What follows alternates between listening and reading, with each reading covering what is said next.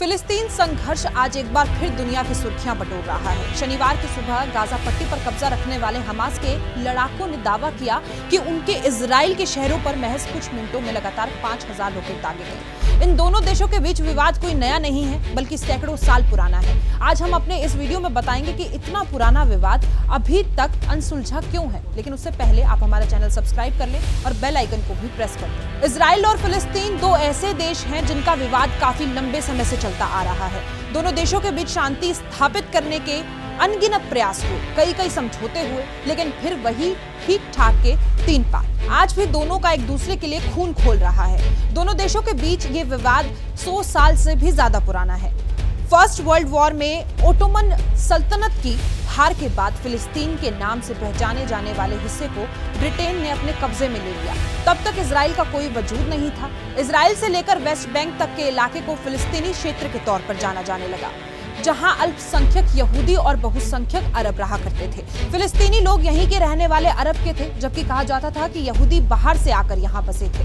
फिलिस्तीनी लोगों और यहूदियों के बीच विवाद की शुरुआत तब हुई जब अंतर्राष्ट्रीय समुदाय ने ब्रिटेन से कहा कि वो यहूदी लोगों के लिए फिलिस्तीन को एक राष्ट्रीय घर के तौर पर स्थापित करे। यहूदियों का मानना था कि फिलिस्तीन उनके पूर्वजों का घर है, जबकि दूसरी ओर फिलिस्तीनी अरब यहाँ पर फिलिस्तीन नाम से एक नया देश बनाना चाहते थे और उन्होंने ब्रिटेन के नए देश बनाने के कदम का कड़ा विरोध भी किया।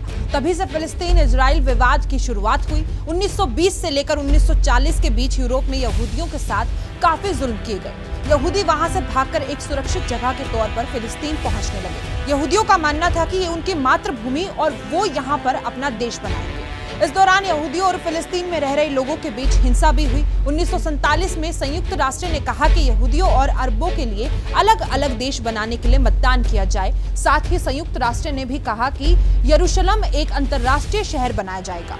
यूएन की बात करें तो यहूदियों ने स्वीकार कर लिया, लेकिन अरबों लोग इसके विरोध में उतर आए। नतीजा ये हुआ कि ये कभी लागू ही नहीं हुआ। उसके बाद फिर 1948 में यहूदी नेताओं ने इजराइल के निर्माण का ऐलान कर दिया, लेकिन फिलिस्तीनियों ने इसका विरोध किया और इस तरह दोनों पक्षों के बीच पहले युद्ध की शुरुआत हुई। जब तक संघर्ष विराम लागू हुआ, तब तक इजराइल के कब्जे में एक बड़ा हिस्सा आ गया था।